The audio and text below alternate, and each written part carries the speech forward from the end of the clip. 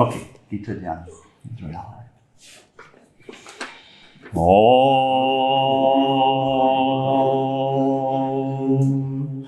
O Bhagavad Gita, by which Arjuna was illumined by Lord Krishna himself, and which was composed of 18 chapters of the Mahabharata by the ancient sage Vyasa.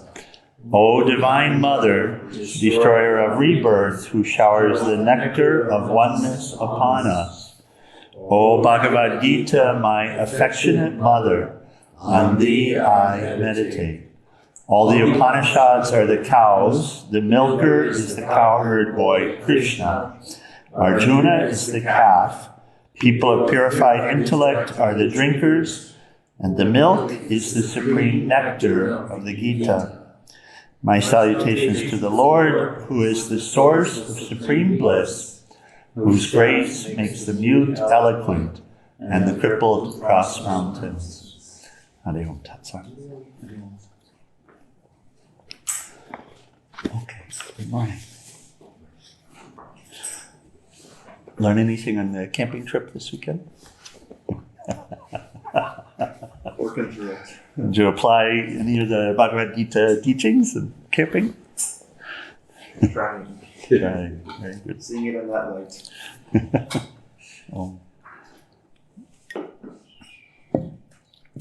So we're discussing sacrifice, sacrifice, selfless service in the spirit of transmutation or an alchemy.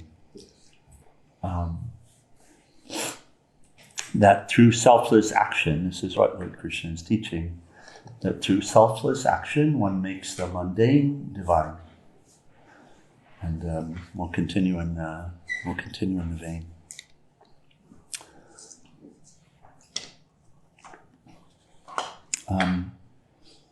We were on this one yesterday, food.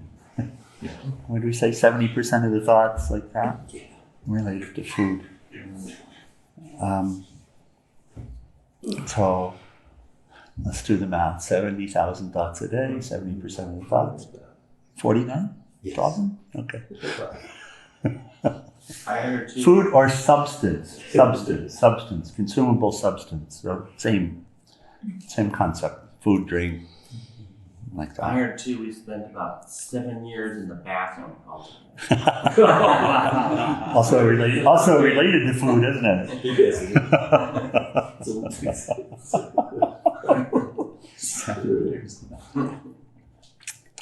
So we can catch the reason why Lord Krishna, when he's speaking of sacrifice or living in a sacrificial way, living in a way of converting the mundane activities. And again, catch this. He's speaking of how to convert the mundane activities, the mundane desires, the worldly desires, thoughts, speech, and action. Those are the activities, those are the actions, right? Starts with the identity, and then the desires, all of the thoughts about it. How will I get this? Which one is the best? Which one is going to do the most for me? And which one will I look the best, the most radiant? And then the speech, all of the speech related to getting, having, protecting myself, my illusion of myself, getting the respect that I need, right? So all of these activities are mundane, worldly activities. And then the actions are born of what? Are the actions independent of all of that? Desire. The actions are born of that, right? The actions are born of the identity, the desires, the thoughts, the speech. So all of that, how to convert all of that from worldly or mundane to divine in accordance with God or in accordance with our highest self, which is what we're speaking of, right? Is that how you define like divine? I kind of had that question yesterday, like how to know something's divine versus mundane, or what is divine? Highest self. So however you relate to the highest self, you're recognizing. Not however you relate to it, your own highest self. So your conscience, your guide, your guru, God within you, God, period.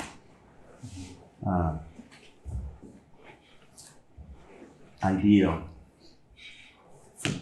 example, inspiration. Lots of different ways to relate to.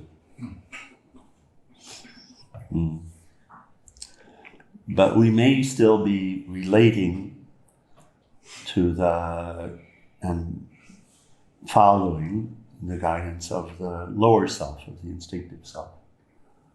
Right? Okay. So that's undivine. Yeah. Anatman. Anatman. Really, all there is God. But that which leads you towards liberation, we could say, divine. That which leads you towards bondage is leading you towards anatman. Yes. Yeah. We had the concept we were dealing with yesterday. This is such a terrible concept in the West, this concept of sin, because there's so much baggage around it. Right? But the concept again that it is separation from God, it's a beautiful concept to deal with. This was the Hebrew meaning that was shared with us a couple of days ago. Separate from God. So sinful is that which leads you into separation from happiness or separation from God. So this is not to be used pejoratively. It's not to be used judgmentally. This is just for our own discernment about our own thoughts and words and actions. Right? They're thoughts and words and actions that lead us towards happiness, towards peace. That which leads us towards peace or towards God allows us to experience happiness. And there are thoughts and words and actions that lead us away. So it's very straightforward in that way. We just, Lord Krishna, and in our discussion, we stay on the point because it is so completely countercultural. So we're trying to get it. We're trying to get it so that we can apply it, so that we can truly learn it, so that we can be free. So there's so around the food, making the offering of food a sacrifice. So the old way was I cook for me and my family. And me and my family is really the same. Do you see that? Mm-hmm. We also have a cultural idea that my family, that in serving my family, that's service. Actually, that's still self-serving. How? You've just... Because you want something from the family. Because it's mine. I, me, mine are really the same. It's still the little, the imaginary. I, me, mine. It's still the instinctive self. Oh. So here's the shloka. We covered this yesterday, and there's a beautiful story that Swami Satchidananda here shares, and I think we had read this a couple of weeks ago. Yeah. Righteous people who eat what is left after yagna are freed from past sins. But those who prepare food only for themselves are creating more sin. So righteous, good, but it's not really. Those who are living in a way that is in alignment with that which is beneficial for freedom. There's a lot of words there, but that's an idea. Righteous meaning those who are living, so thought, word, action, in a way that is conducive for freedom. Their own and others. So righteous. Who eat what is left after a sacrifice. So, in other words, make the food as a sacrifice, as an offering to the divine. First. Which is where? In and everywhere. And everywhere. So it's just a switch. But it's a big switch. Right? Constant reminder. So here in ashram, food, all of the food that we prepare is supposed to be an offering in this way. Sometimes we might forget. Sometimes the ashramites might forget. Sometimes they might get in their head and just be making food because they're supposed to make food. Sometimes. But it wants to be an offering. So it wants to start with, dear Lord, this is for you. I do this in order to please you, as an offering to you. And then to be prepared. It's like the saying, food made with love. Food made with love. Food made as an offering of love. Yeah. Food made as an offering of love is food made with love. Okay. So here, Swamiji says, what does it mean? You don't cook just for yourself. And he answers, what does it mean? You don't cook just for yourself, but to feed others. If there's anything left over, then you eat. Then you're free from sin, separation from God. Not that you're doing any charity, but you're simply not committing a sin. I'll give you an example from the Hindu Dharma or virtuous teachings. Because I'm a little more familiar with the Hindu Dharma, I often find examples there that don't immediately bottle and label me. The same Dharma prevails everywhere. Without doubt, it's Catholic Dharma, Protestant Dharma, Jewish Dharma, and Muslim Dharma. The truth is the truth. He says, in the Hindu Dharma, if a mother cooks some food, the father should come out of the house and look this way and that for at least 15 minutes. So if the mother cooks food, the father should. In the Hindu way of life, righteous way of life. When the food is prepared, he's saying the father should come out of the house and look both ways for 15 minutes. If he sees somebody walking, he should ask, sir, ma'am, did you eat? Would you like to have some food? If some passers-by haven't eaten, then bring them in and give them food until they say, enough, enough. Then if there's anything left over, the family eats. If the guests eat everything, you shouldn't even cook again. It means God didn't want you to eat that day. Your own self has already eaten in the form of those guests. So he shares this concept. And then he tells a story. He says there's a lovely story from another section of the Mahabharata epic. Once the Pandavas conducted a great sacrificial yajna, a royal ceremony. It was done with all pomp and show and at great expense. Many people came and were enjoying it very much. As they all sat and appreciated the meal, they saw a strange-looking mongoose running towards them. It started rolling in the remnants of the offered food and flowers there. Then the mongoose stood up, shook its head, looking completely disappointed. And the host stood and said, what is this? You're not an ordinary mongoose. You seem a little bit peculiar.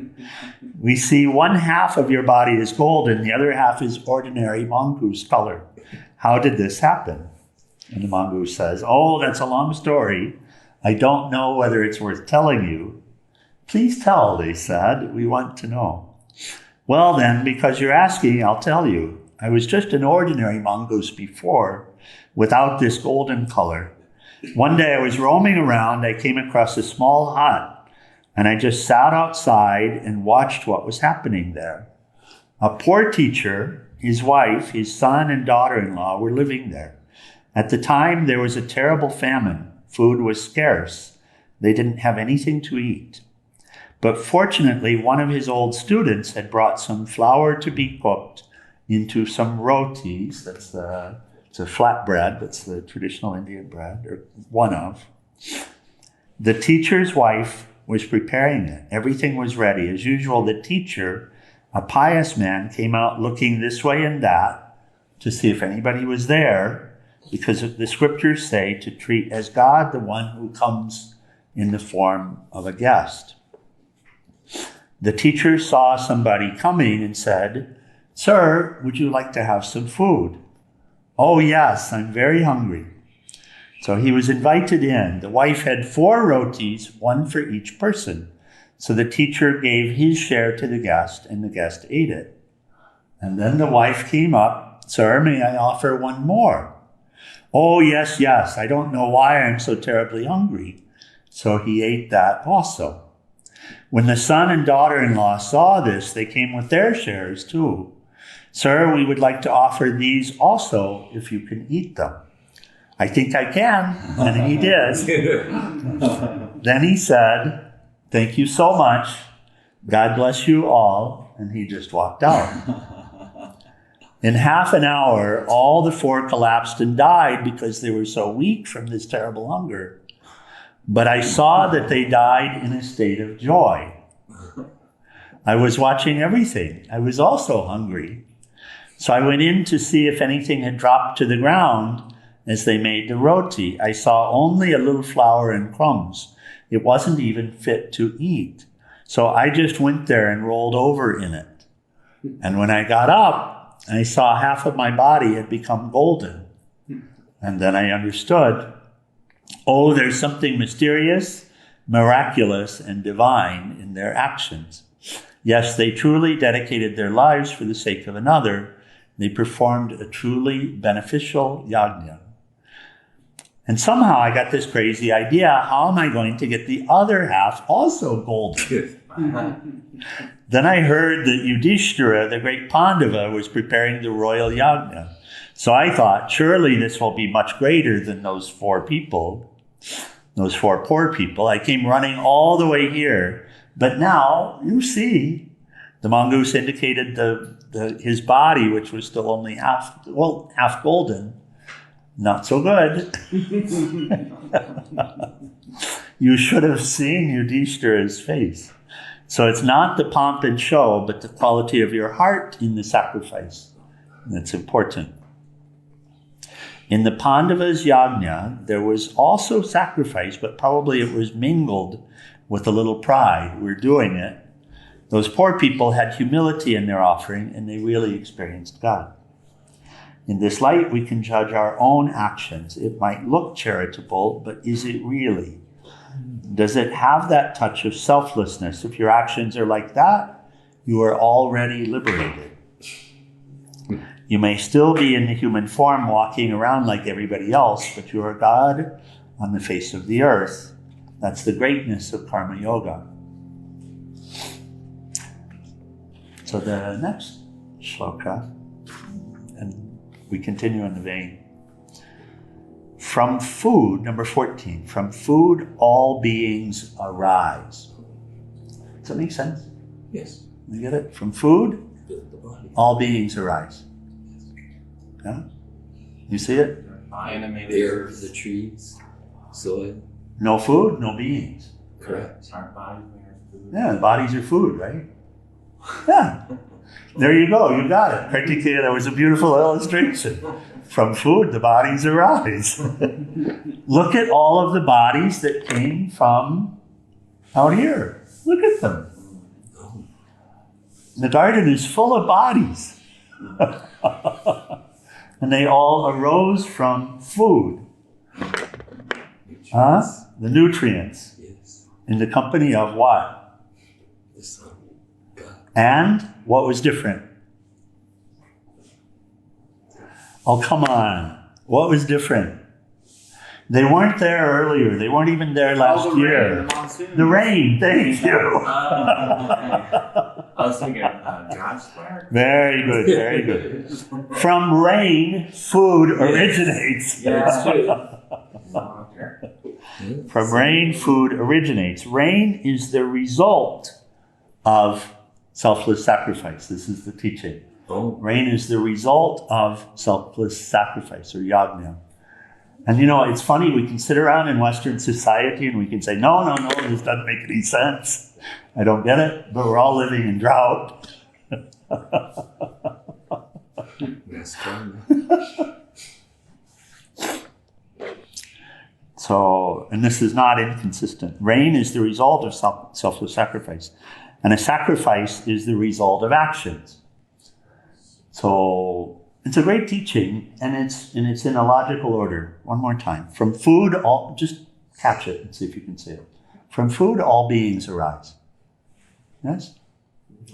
From rain, food originates. It's referring to a cycle. And then where does the rain come from? Rain is the result of selfless sacrifice. No selfless sacrifice, no rain. We had, this was so symbolic, we had the retreat in Michigan. And the retreat was profound. I've shared that. I mean, really, 30 people, everybody really intent, really participating, everybody supporting each other.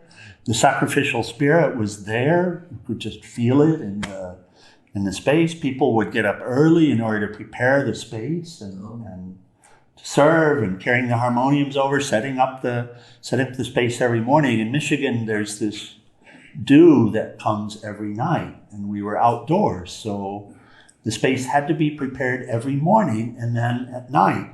And of course, we're starting early, and I mean 10 people coming and being there early in order to get the chairs uncovered, and everything was covered at night, so it had to be uncovered. The books had to be placed out again.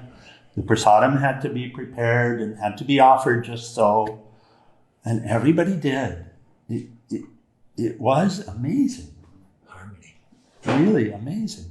And then everybody I shared as well. Everybody was there early for all of the programs, not late. Sometimes just on time. But I've never experienced it for a week. No, not a single person was late.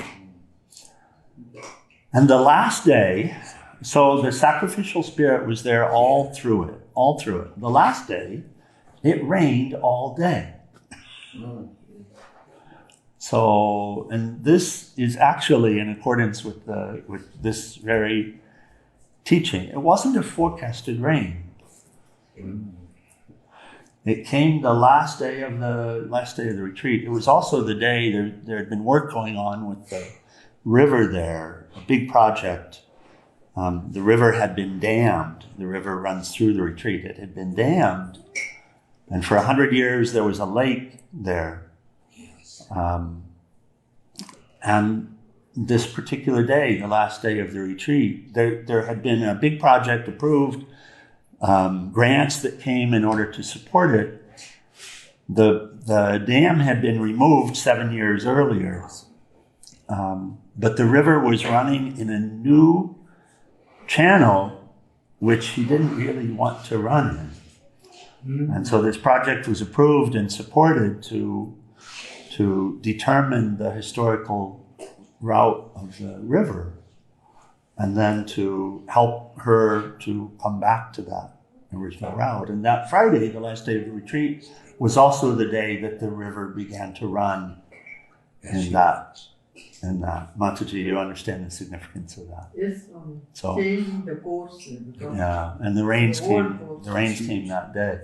And that entire project was a sacrificial project. That project was not a single person got anything for it. It was done for the mother. Just, you can relate to that with Mert. It was done for the mother. It was just done in service to the mother. So that was the entire motive of it. And so then the retreat, and then the rains came, and it's significant. It's huge. It's significant to see that there's a connection between rains and food and beings and selfless sacrifice. Selfless action. And that's the core teaching here. And sacrifice is a result of actions. In other words, one has to act in order to give. It's true. Right? One has to act in order to give. So, Swamiji says, this chapter says, we are all born to act, which is karma. But if our karma, our actions are selfless, sacrifice is born of that. That means your karma produces the greatness of sacrifice. And because of that sacrifice, the elements become happy and rain pours down. From yajna, rain comes. Now you know why there's drought in many places. This is Swamiji sharing. Now you know why there's drought in many places. There's not much sacrifice in people's lives. And from rain, what happens? Food comes. And from food, beings come. It's the essence of the shloka. So your actions should be sacrificial. By your sacrificial actions, nature becomes beneficial to you. By that, you get abundance of supply. Food is not necessarily food that goes through the mouth, he says. Here it means food that sustains you in every way. So for human sustenance, selfless actions that produce sacrifice are important. Okay. So we'll stop here for just a moment. We understand what it's saying, right? And this is we may struggle relating it. We may not have a lot of experience with it, but we do in a way. We were talking the other day, the human birth is a mixed birth. Mixed birth. Neither Devi nor demon. Oh. So in the human birth, we have mixed motives and mixed karmas. Does that make sense? We have both. We have both the demonic tendencies, the asuric tendencies, the self-centered tendencies, the taking and stealing and getting angry and hateful and judgmental and all of that. These tendencies are within. Lizard brain. Yeah. And we also have the divine tendencies. Not everybody here is all good. Not everybody here is all bad. Right? So, and we see it, we see it when something horrible happens. A mother is driving with her child in the car and she looks back in the back of the car for the child because the child is crying and she's driving across the bridge and they drive off the bridge and go into the water. And look at how the people will come immediately in order to jump into the water and put their own life at risk and in order to get that child out. So many stories like this. And we see it. Through our lives, we see it. So both are within us. Both are within us. And Lord Krishna is teaching us in this space. They're both within us, but we've been living our lives pretty mindlessly, not paying attention to the connections. We all also experience joy in our lives, and we experience suffering in our lives. All of us have that too, right?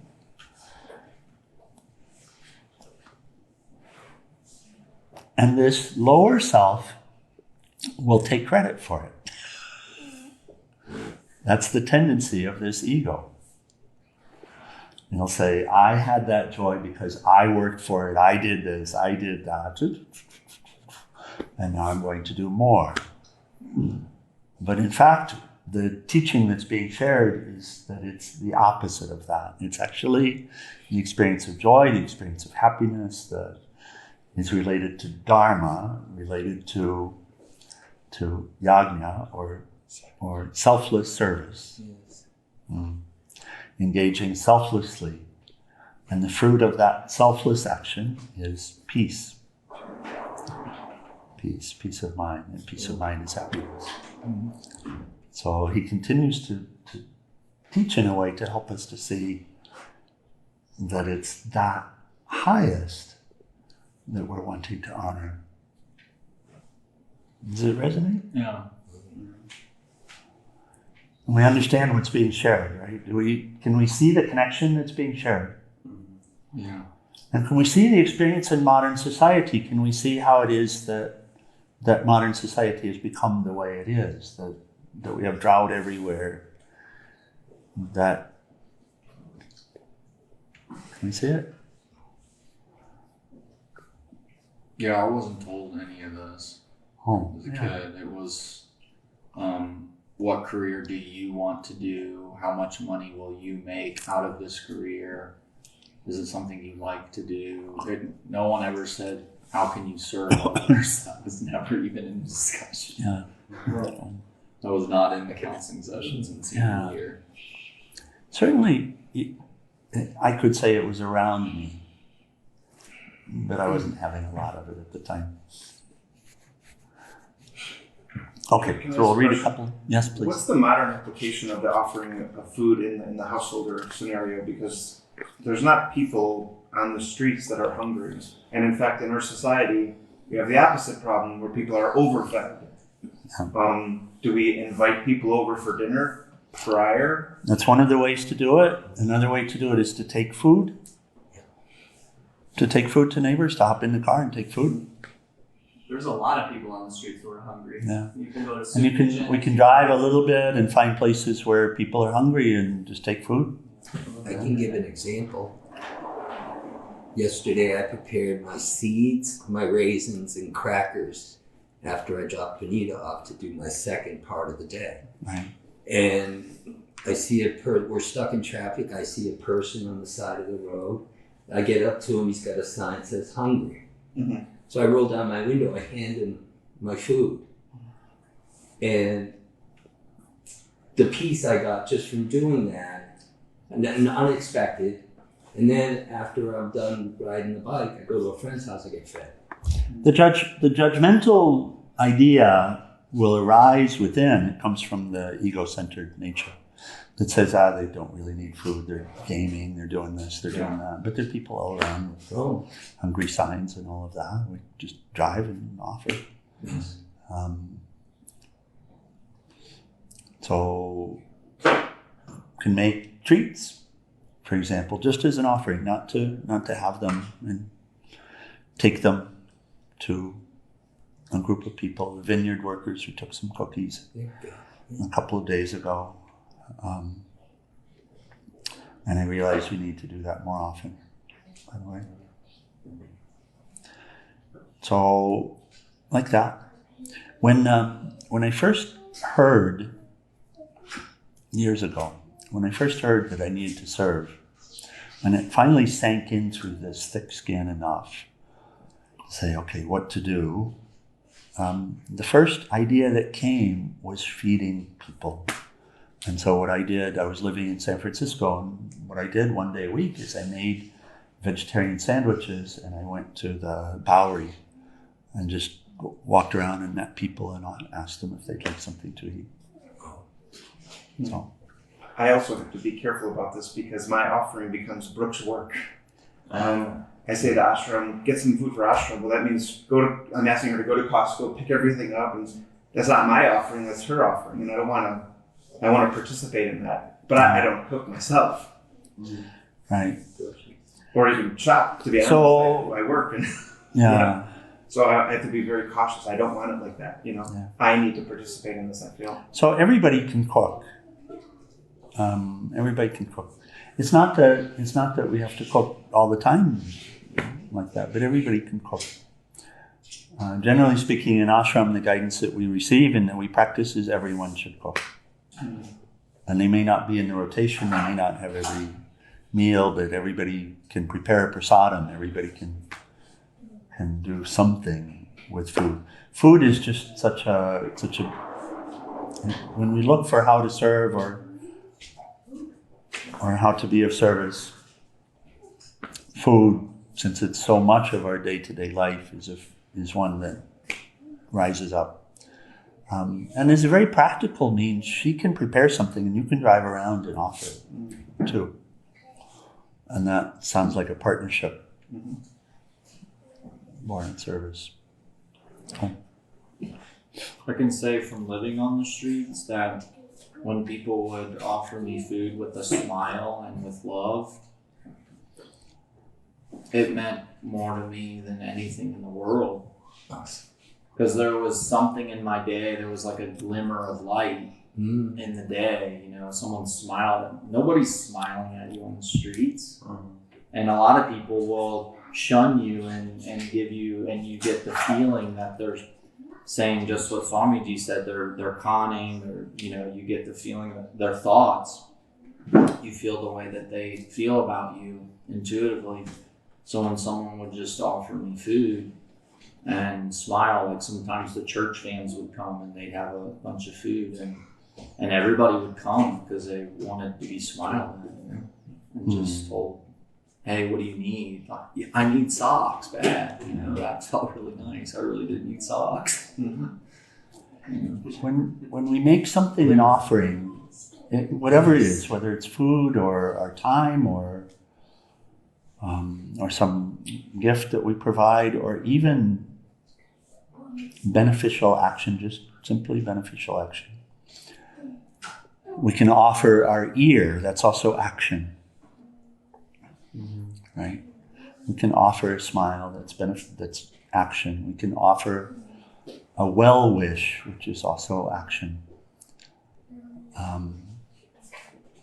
When we make any offering, it's actually, the offering that's received isn't actually the food, it's love. Yes. It is what is received is the spirit of yajna, the spirit of selfless action. That's actually what's received. Does that make sense? Yeah. It's the spirit of it that's received. And that spirit of it is actually the food that brings light to the world. It's the food that makes the creation flow.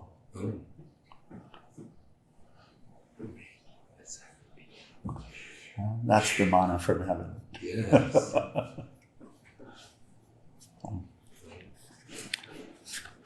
Very good. Beautiful.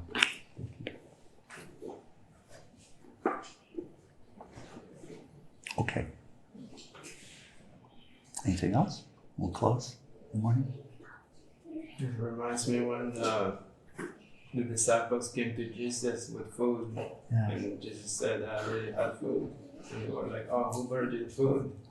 And Jesus said, yeah. And Jesus said, my food is to do the will of my Father. Oh. That's right. Oh, thank you. Okay, we close with final prayers in RT, page 174.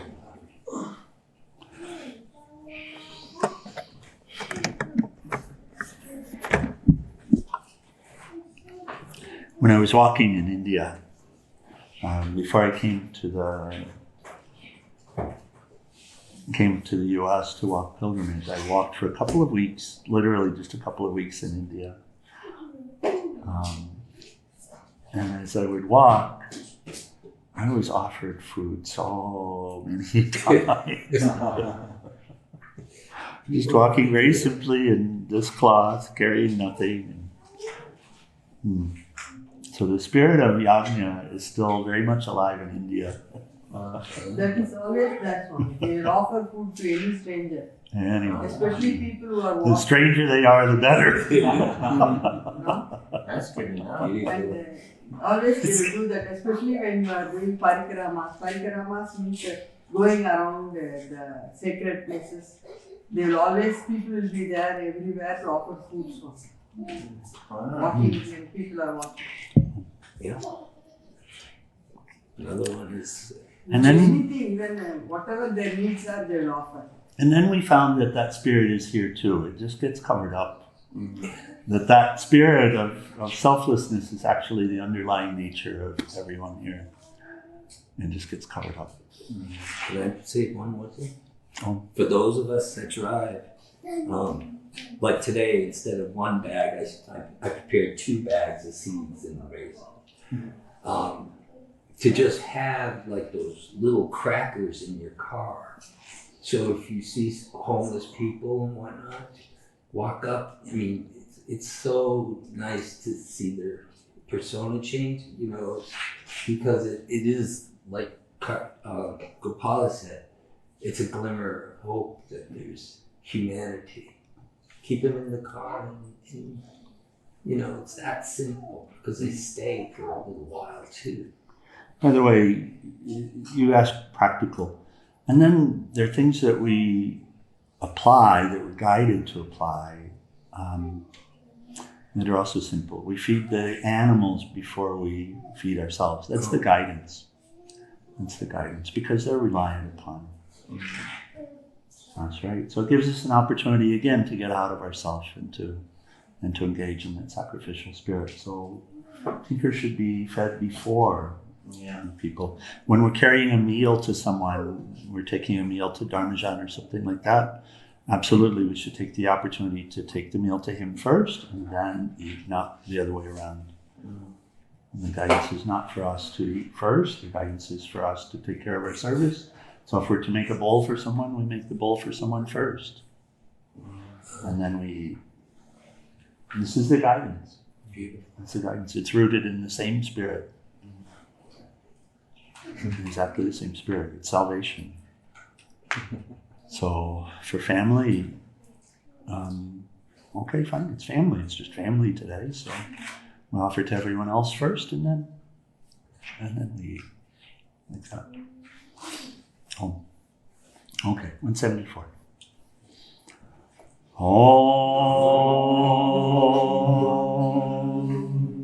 Om Trayambakam Yajamahe Sugandhim Pushtivardhanam Orvai Rukameva Bandhanam Mrityor Mukshiyamam Mritat Om Trayambakam Yajamahe Sugandhim Pushtivardhanam Orvai Rukameva Bandhanam Mrityor Mukshiyamam Mritat Om Trayambakam Yajamahe Sugandhim Pushtivardhanam Orvai Rukameva Bandhanam Mritor Mukshiyamam Mritat Om Sarvesham Swastir Bhavatu Sarvesham Shantir Bhavatu Sarvesham Purnam Bhavatu Sarvesham Mangalam Bhavatu Sarve Bhavantu Sukhinaha Sarve Shantu Niramaya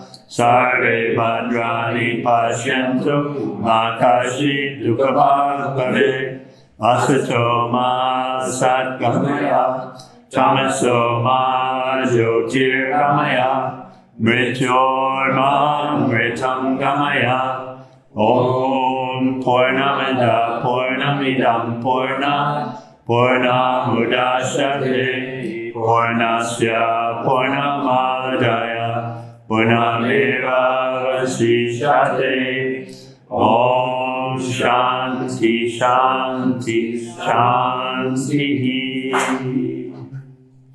Adorable Lord of mercy and love, salutations and prostrations unto Thee. Thou art omnipresent, omnipotent and omniscient. Thou art Satchidananda. Thou art existence, knowledge, and bliss absolute. Thou art the indweller of all beings. Grant us an understanding heart, equal vision, balanced mind, faith, devotion, and wisdom. Grant us inner spiritual strength to resist temptation and to control the mind. Free us from egoism, lust, anger, greed, hatred, and jealousy.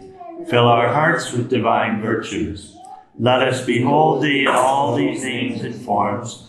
Let us serve Thee in all these names and forms. Let us ever remember Thee. Let us ever sing Thy glories. Let Thy name be ever on our lips. Let us abide in Thee forever and ever. On below Satguru Shivananda Maharaj Ki Jai. Salutations to all of the saints and sages in all the traditions. And let's rise for Arati.